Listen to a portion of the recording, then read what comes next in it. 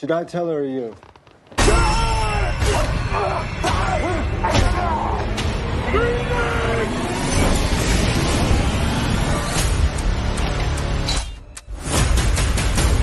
He's gonna come for me. Assalamualaikum warahmatullahi wabarakatuh to our lecturer, Dr. Adzrin Ahmad. Our group have choose Don't Breathe 2 as our movie review for this CRG650 with its corporate governance and business ethics. So basically, this is our group members, which is ADANI binti Abdul Aziz, NURIN FARHANAH binti Mama Ani, NURHIDAYAH binti HASBULLAH, SYAZANA binti Fadil, and NURHIDAYAH NADHIRAH binti Muhammad SATAR. We are from 6A. Hi, Assalamualaikum. My name is SYAZANA binti Fadil. So I will continue to explain the synopsis of the movie Don't Breathe 2. The main story of Don't Breathe 2 takes place roughly 8 years after the event of the first film. The blind man, real name Norman Nordstrom, is fully recovered from his fatal encounter with Rocky and her friends. Nordstrom is still living in Detroit and raising a daughter named Phoenix, Madeline Grace, who is mostly kept inside and believed that Norman is her father and her mother died in a house fire. Phoenix and Norman's reclusive life are put in danger after he agreed to let her go into town with a friend. This is where a group of creepy men set their sight on Phoenix and hatch a plan to take her from the blind man.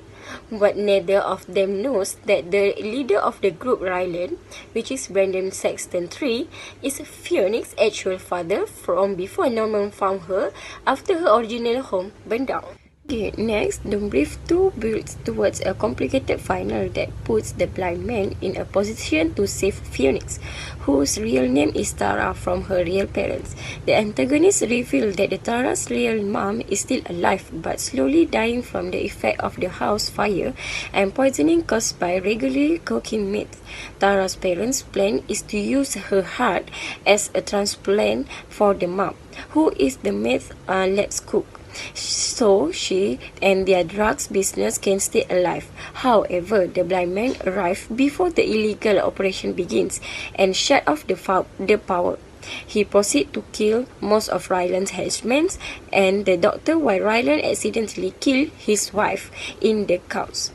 It all leads to the blind man going out Ryland's eyes, Ryland seemingly killing the blind man, and Tara killing her father before charting a new course for her life. Okay, hi, hello everyone. My name is ADANI. So I will continue on the stakeholders and its stakes. So basically there are two main stakeholders in this movie that I choose, which are Ryland's Phoenix's real father and the blind man Norman. So for each stakeholder, I will tell you two of their stakes in this movie. For the first one, Ryland, which also the villain in this movie. First, he actually wants to get a new heart for his wife who is sick. The only way for his wife to be alive is by replacing her heart. He loves his wife so much that he is willing to do anything possible even though the decision is unethical. The second stake of Ryland is he has a mission to kidnap and trap his own daughter with his thug's help. Ryland wants to turn Phoenix into an unwilling organ donor to his wife. He paid a surgeon to do the organ transplant in an unhygienic location with no proper drugs and tools, while Phoenix is alive and still awake. So, however, the mission failed. Another main stakeholder in this movie is the blind man, Norman. He is the one who took care of Phoenix, who he identifies as his daughter. Phoenix is not really his daughter, but Norman found her a long time ago when she is still young. She is still little in the middle of the street near an exploded house. And Norman decided to take her home as to replace his dead daughter. So Norman took care of the girl. Time to his nature, Norman raised Phoenix as a survivalist and a relative shut-in. And the second stake of Norman is he wants to save his daughter from the thugs. At the same time, he wants to revenge to Raylan and his thugs for kidnapping Phoenix because they want to prepare her for organ transplant. The thugs did not know that they are actually dealing with a war veteran who was intimately familiar with every square foot of the place. And he even has a sharp sense, even though he is blind. So it makes him kill all the thugs except for one person who helped him in the end. The first ethical dilemma of the villain is whether to save his daughter from Norman, the blinded guy who took away from his family after the burned down house incident, whether to save his lovely wife, life, or let his daughter named Tara be alive. As we know, Tara was found by Norman collapsing on the ground in front of her burning house. Later, Tara was adopted by Norman and named Phoenix. Norman raised her and took care of her until she became a teenager. Norman taught him about survival since she was a child. Raylan becomes the leader of a gang of organ thieves who try to find his daughter in order to find her biological child. The second one is whether to save his lovely wife's life or let his daughter named Tara being alive. Phoenix meets her birth mother and she explained that she had bad blood due to the explosion. Her mother reveals that she needed her heart. To make matters worse, because they did not have the drugs and facility, Phoenix would be completely afraid when the surgeon wants to remove her heart. So, Raylan had an ethical dilemma as a husband and a father. Is it a good way to save his wife or his daughter? Hi, Assalamualaikum. My name is NURHIDAYAH binti Muhammad SATAR. My ID number is 2020608784. Okay, I will continue our presentation with the ethical dilemma. I will continue the presentation with ethical dilemma of the hero and heroine. Ethical dilemma of the hero and heroine in this movie. The hero is the blind man and the heroine is his adopted daughter, which is Phoenix. The dilemma of heroine is whether she want to give her heart to help her mom or have a normal life as a normal kid. It is because when she stay with the blind man doesn't give her chance to go school and just give his adopted child to have a homeschool. At the same time, her mom sick and need help from Phoenix because their parents only have one child which is Phoenix. Her mom really needs the heart to stay alive but use the wrong way. Their parents don't get permission from Phoenix to take her heart. So Phoenix in dilemma want to help her mother or choose to live a normal life. Next is the dilemma of hero is whether to help his adopted daughter or give up because he blind and don't know where kidnapper take Phoenix. The blind man know the kidnapper is parent of his adopted daughter, so he don't have authority to take back Phoenix. But at the same time, he very love his daughter and don't trust Phoenix's parents. Other than that, the blind man doesn't know where they go, so the blind man in dilemma want to help his adopted daughter or just give up. Consequentialism is a theory that says whether something is good or bad depends on its outcome. An action that brings about more benefit than harm is good, while an action that causes more harm than benefit is not. Sometimes bad things happen for a good reason. Raylan have to kidnap his biological daughter to save his wife due to terminal illness. So, his wife can receive an organ transplant from her biological daughter. As a villain character, Raylan has to sacrifice his daughter in order to save his wife's life. Raylan showed that he is not a good father to Tara, as he should protect his daughter from any harm. This is a sad fact that Raylan sacrificed his daughter.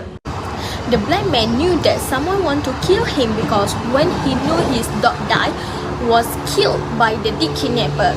The blind man decided to save his adopted daughter as he knew Fonny had nothing to do with the kidnapper. Fonny just found out about the kidnapper when someone entered her room and hid from them. In this movie, the action taken by hero from a deontologist's point of view is the act of the blind man to save Fonny is the right things to do because Fonny's parents will harm her life and take her in illegal way. The motive of act of the blind man to save his adopted daughter is to help Fonny be murdered by her parents. That's all from me. Thank you. Assalamualaikum warahmatullahi wabarakatuh.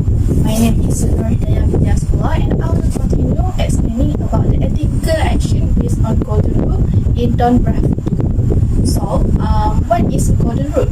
Golden rule often described as putting yourself in someone else's shoes, or we can say that golden rule is do unto others as you have them to do unto you.